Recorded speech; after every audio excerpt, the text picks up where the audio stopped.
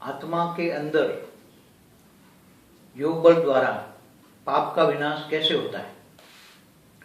जो जन्मों जन्म का जो कर्म बंधन माना, पाप या पुण्य बनने, दोनों पाप और पुण्य दोनों आत्मा के अंदर रिकॉर्डिंग पड़ा है।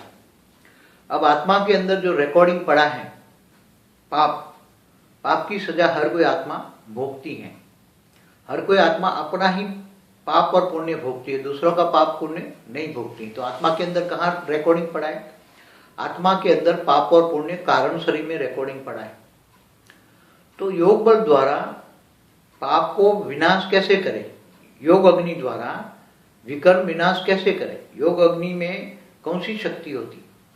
तो जैसे इस ब्रह्मांड के शिव को या महाशिव को या परम महाशिव को या ऑलमाइटी ऑथोरिटी को तुम याद करते हो, अगर याद की विधि प्रॉपर है, सही ज्ञान है, याद का नॉलेज है, तो वो पावर हाउस से पावर आएगा।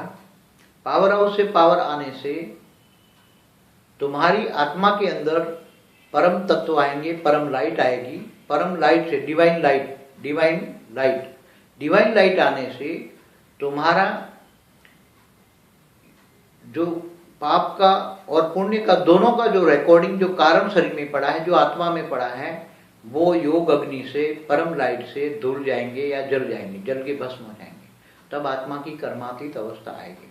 और जब आत्मा की कर्मातीत अवस्था आएगी, कर्म से दूर हो गया।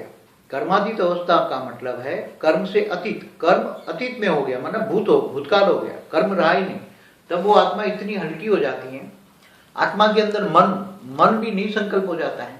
तो मन को निसंकल्प हो जाता है, फिर उसको ज्ञान है मुझे अमर लोक जाना है, परमधाम जाना है। तो वो आत्मा ये शरीर छोड़ के, इसके अंदर आत्मा के अंदर इच्छा मृत्यु का वरदान आता है।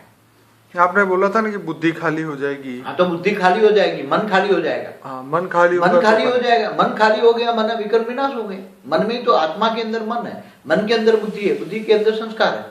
तो संस्कार जल के भस्म हो गए, विकर्म जलना माना संस्कार खत्म हो गए। संस्कार खत्म हो गए तो बुद्धि रहेगी नहीं।